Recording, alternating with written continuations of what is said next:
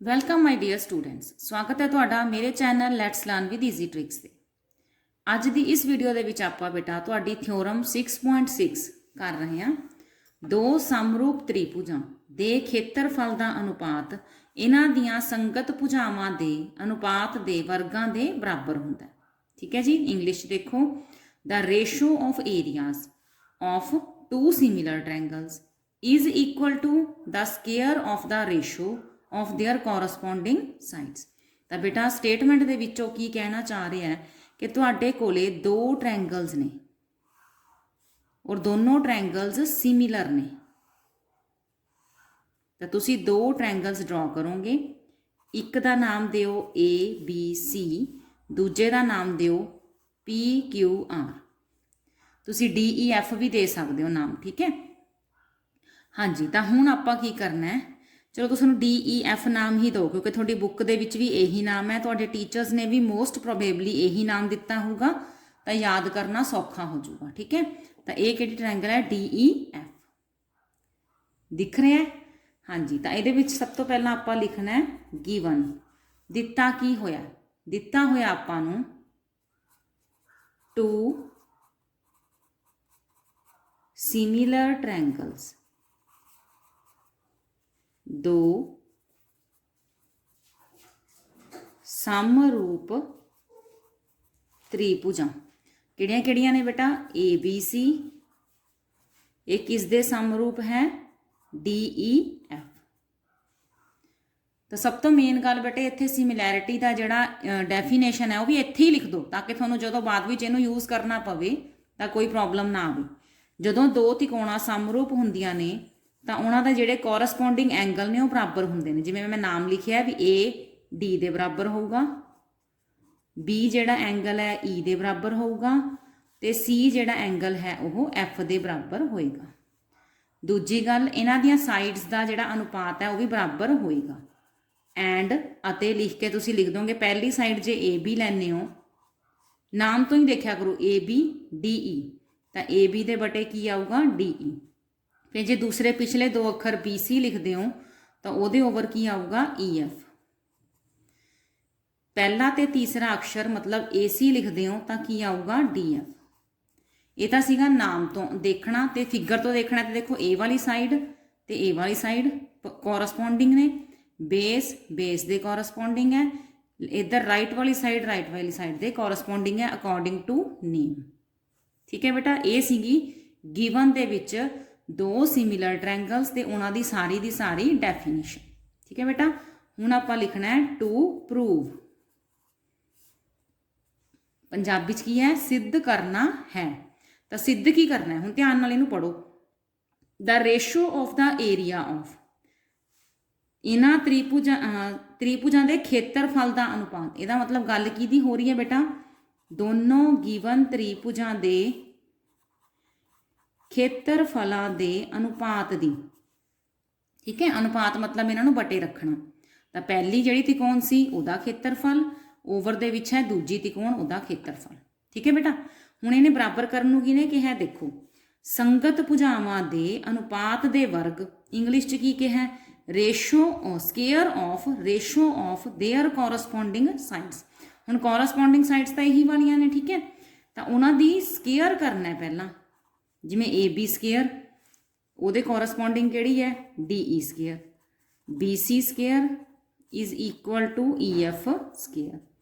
AC square over ਕੀ ਹੈ? DF square. ਦੇਖੋ ਇੱਥੇ ਤੱਕ ਤੁਹਾਨੂੰ ਥਿਓਰਮ ਸਮਝ ਆਈ ਬੇਟਾ?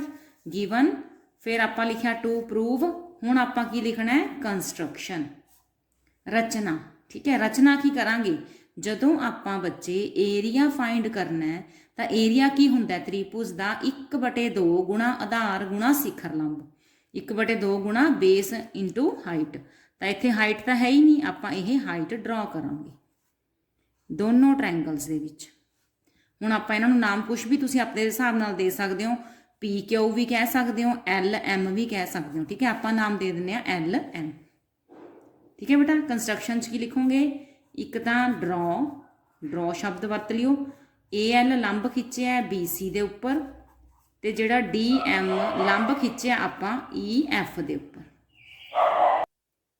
हाँ जी, तो रचना तक समझ आ गया। तो हुण अपना नैक्सट स्टैप है बेटा प्रूफ लिखना, प्रमाण कह लो चाहे सबूत कह लो, ठीक है।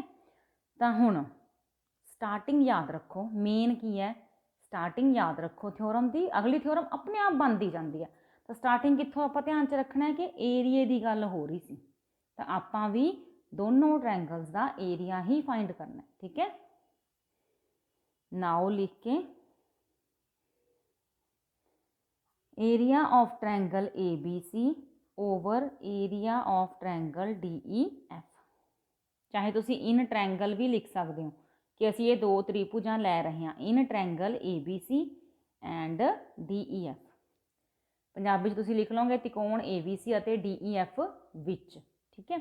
तो हुण बेटा ए बी सी का खेत्रफल की होगा 1/2 गुणा आधार किहड़ा बी सी, उहदे उपर लंब किहड़ा ए एल, ठीक है। तो इत्थे लिखांगे बी सी गुणा ए एल। फॉर्मूला फिर याद रखो 1/2 इंटू बेस इंटू हाइट, 1/2 गुणा आधार गुणा शिखर लंब। आधार किहड़ा बेटा दूजी त्रिकोण दे विच ई एफ, ते लंब किहड़ा डी एम, ठीक है जी। इत्थों हुण हाफ हाफ आपस दे विच कैंसल हो गए, अपने कोल बचूगा B C into A L over E F into D M. इनू तुसी नंबर 1 दे के छड़ देना, ठीक है जी। हुण इत्थे आपां की करिए, अपनी तो थ्योरम का कुछ भी नहीं बनिया है ना। तुसी सोच रहे होंगे असीं ये क्यों किया, तो बेटा तुसी इन्हां दा अनुपात साइड्स दे स्केयर्स दे अनुपात दे बराबर करना सी। तुहाडे कोल B C over E F एक सिंगल टाइम तो आ गया है ना, तो इनू भी जे आपां इस दे इक्वल ही कर देंगे तो इत्थे स्केयर बन जाएगा, तो अपनी जिहड़ी थ्योरम है वह सॉल्व हो जाएगी। हुण आपां यही कोशिश करनी है कि जिहड़ियां साइड्स ने इत्थे किसी ना किसी साइड का स्केयर बन जाए, ठीक है।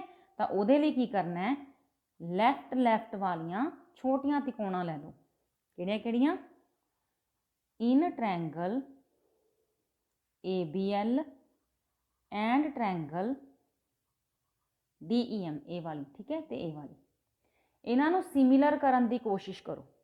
सिमिलर करन लई सब तो पहला देखो बेटा इत्थे ड्रॉ कर लो एक 90 डिग्री का कोण, क्योंकि जे राइट साइड आपां 90 दिखाना है तो लैफ्ट साइड भी 90 है, क्योंकि आपां ये ड्रॉ ही शिखर लंब किया है। तो इधर नंबर दे दो 1 एंड 2, ठीक है, नंबर दे दो। फिर लिख दो कि 1 ते 2 एंगल हैं जिहड़े वो इक्वल हैं, reason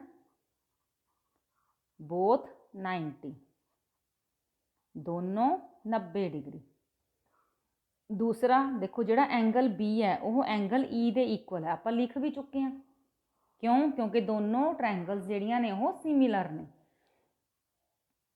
angle B is equal to angle E given दिता है। इत्थे होर रीजन भी लिख सकते हो कि जिहड़ी ट्रायंगल ए बी सी है वो सिमिलर है ट्रायंगल डी ई एफ दे, ठीक है। दोनों रीजन के विचों कोई भी रीजन तुसी दे सकते हो। दो एंगल हो गए जी इक्वल, फिर की लिखोगे ए समरूपता नियम अनुसार, इंग्लिश की लिखोगे बाय ए सिमिलैरिटी, ठीक है। तो की हो गया जी जदों ये सिमिलर हो गई ट्रायंगल्स किहदे नाल होईयां ने, कोणां नाल होईयां ने, तो भुजावां दा अनुपात जिहड़ा वो बराबर होऊगा। पहला भुजा लो ए बी पहली त्रिकोण दी, दूजे दी कॉरसपोंडिंग किहड़ी है जी डी ई, किहदे इक्वल होगी ए वाली लंब लै लो दोनों का ए एल बटे डी एम।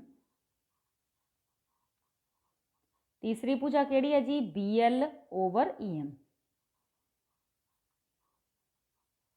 इनू नंबर दे दो बेटा जी 2। इत्थे लिखो ऑलसो, ऑलसो नूं हुण पंजाबी च तुसीं की लिखोगे इस दे नाल ही या दिता होया या इसे तरह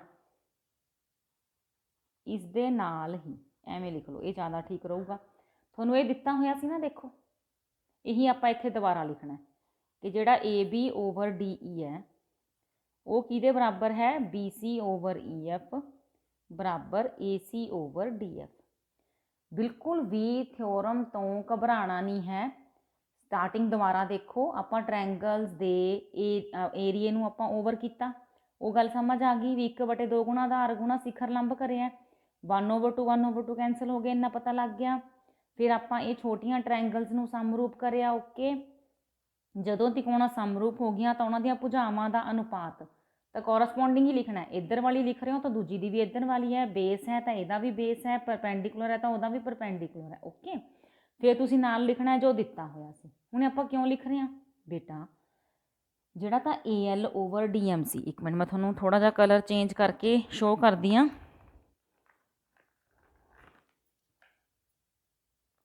ਇੱਥੇ ਦੇਖੋ, ਤੁਹਾਨੂੰ ਹੁਣ ਕਲੀਅਰਲੀ ਸਮਝ ਆਊਗਾ। ਜਿਹੜਾ ਇਹ BC/EF ਸੀ, BC/CF, ਇਹ ਵੀ AB/DE ਦੇ ਇਕੁਅਲ ਕਰਤਾ ਆਪਾਂ, ਤੇ ਜਿਹੜਾ ਇਹ AL/DM ਸੀ, ਇਹਨੂੰ ਵੀ ਆਪਾਂ AB/DE ਦੇ ਇਕੁਅਲ ਕਰਤਾ। ਠੀਕ ਹੈ ਜੀ, ਤਾਂ ਹੋ ਗਿਆ ਇੱਥੇ ਆਪਣਾ ਮਸਲਾ ਸੋਲਵ। ਹਾਂਜੀ ਦੇਖੋ, ਹੁਣ ਆਪਾਂ ਕੀ ਲਿਖਾਂਗੇ, ਇਹਨੂੰ 3 ਨੰਬਰ ਦੇ ਦਿਓ। Put value from 2 and 3 in 1 we get। Punjabi 'ਚ ਕੀ ਲਿਖਾਂਗੇ, 2 ਅਤੇ 3 ਦਾ ਮੁੱਲ 1 ਵਿੱਚ ਭਰਨ ਤੇ। 3 ਦਾ ਮੁੱਲ ਨਹੀਂ, 3 ਤੋਂ ਮੁੱਲ। ਠੀਕ ਹੈ ਜੀ, ਹੁਣ ਕੀ ਭਰਨਾ ਆਪਾਂ, ਦੇਖੋ AL/DM ਹੈ ਜਿਹੜਾ, ਉਹਦੀ ਥਾਂ ਤੇ ਵੀ AB/DE ਲਿਖਣਾ, ਜਿਹੜਾ BC/EF ਸੀ ਉਹਦੀ ਥਾਂ ਤੇ ਵੀ AB/DE ਲਿਖਣਾ। ਤਾਂ ਇਹ ਬਣ ਜੂਗਾ, ਲੈਫਟ ਸਾਈਡ ਤਾਂ ਸੇਮ ਹੀ ਹੈ ਨਾ, area of ABC over area of DEF is equal to, ਜੋ ਇਹ ਫਸਟ ਵਾਲਾ ਸੀ ਇਹਦੀ ਥਾਂ ਤੇ ਵੀ ਆਪਾਂ ਲਿਖਤਾ AB/DE, ਜੋ ਇਹ ਸੈਕਿੰਡ ਵਾਲਾ ਸੀ ਇਹਦੀ ਥਾਂ ਤੇ ਵੀ ਆਪਾਂ ਲਿਖਤਾ AB/DE। ਤਾਂ ਇਹ ਕੀ ਬਣ ਗਿਆ ਬੇਟਾ, AB² DE², ਵਰਗਾਂ ਦਾ ਅਨੁਪਾਤ। ਠੀਕ ਹੈ, ਪਰ ਆਪਾਂ ਕੀ ਕਹਾਂਗੇ, ਪਰ ਜਿਹੜਾ AB/DE ਹੈ ਉਹ BC/EF ਤੇ AC/DF ਦੇ ਵੀ ਇਕੁਅਲ ਹੈ ਫਰੋਮ 3, ਕਿਉਂਕਿ 3 'ਚ ਆਪਾਂ ਲਿਖਿਆ। ਠੀਕ ਹੈ, ਦਿੱਤਾ ਵੀ ਹੋਇਆ, ਇਹਨੂੰ ਗਿਵਨ ਵੀ ਲਿਖ ਸਕਦੇ ਹੋ, ਕਿਉਂਕਿ AB/DE ਤਾਂ ਇਹ ਦੋਨਾਂ ਭੁਜਾਵਾਂ ਦੇ ਬਰਾਬਰ ਹੈ। ਇਸ ਲਈ ਜੇ ਏਰੀਏ ਦਾ ਅਨੁਪਾਤ ਹੈ ਜਿਹੜਾ AB² ਹੋ ਸਕਦਾ ਹੈ, ਤਾਂ ਜਿਹਦੇ ਇਹ ਇਕੁਅਲ ਨੇ ਉਹਨਾਂ ਦੇ ਸਕੇਅਰਸ ਦੀ ਵੀ ਅਨੁਪਾਤ ਹੋਊਗਾ, AC² DF²। ਤਾਂ ਬੇਟਾ ਇਹ ਕੀ ਹੋਗਾ, ਤੁਹਾਡੀ ਥਿਓਰਮ ਪ੍ਰੂਫ, ਹੈਂਸ ਪ੍ਰੂਵਡ। ਤੇ ਇਹਦੇ ਵਿੱਚ ਬੇਟਾ ਦੇਖੋ, ਇੱਕ ਆਪਾਂ ਹੋਰ ਤਰ੍ਹਾਂ ਨਾਲ ਇਹਨੂੰ ਲਿਖ ਸਕਦੇ ਹਾਂ, area of ABC over area of DEF। ਜਿਹੜਾ ਇਹ ਆਪਾਂ ਅਲੱਗ-ਅਲੱਗ ਸਕੇਅਰ ਪਾਇਆ, ਇਹਨੂੰ ਆਪਾਂ ਇਕੱਠਾ ਸਕੇਅਰ ਵੀ ਪਾਣਾ ਹੈ। ਠੀਕ ਹੈ, ਕਿਉਂ, ਕਿਉਂਕਿ ਜਿਹੜੀ ਸਟੇਟਮੈਂਟ ਹੈ ਉਹਦੇ ਵਿੱਚ ਉਹਨੇ ਕਿਹਾ ਅਨੁਪਾਤ ਦੇ ਵਰਗਾਂ। ਠੀਕ ਹੈ, ਤਾਂ ਪਹਿਲਾਂ ਅਨੁਪਾਤ ਕਰਨਾ ਬੇਟਾ, ਫਿਰ ਵਰਗ ਕਰਨਾ ਹੈ, ਸੇਮ ਗੱਲ ਹੈ, ਆਪਾਂ ਨੇ ਸਿਰਫ ਲਿਖਣ ਦੇ ਵਿੱਚ ਇਹਨੂੰ ਐਂਡ ਤੇ ਐਦਾਂ ਲਿਖ ਦੇਣਾ। ਠੀਕ ਹੈ ਬੇਟਾ ਜੀ, ਇੰਨਾ ਸਮਝ ਆ ਗਿਆ ਤਾਂ ਠੀਕ ਹੈ ਬੇਟੇ, ਆਪਾਂ ਇਸ ਤੋਂ ਨੈਕਸਟ ਵੀਡੀਓ ਦੇ ਵਿੱਚ ਜਲਦ ਹੀ ਮਿਲਦੇ ਹਾਂ। ਤਦ ਤੱਕ ਲਈ ਆਪਣਾ ਧਿਆਨ ਰੱਖੋ। ਬਾਏ ਬੇਟਾ।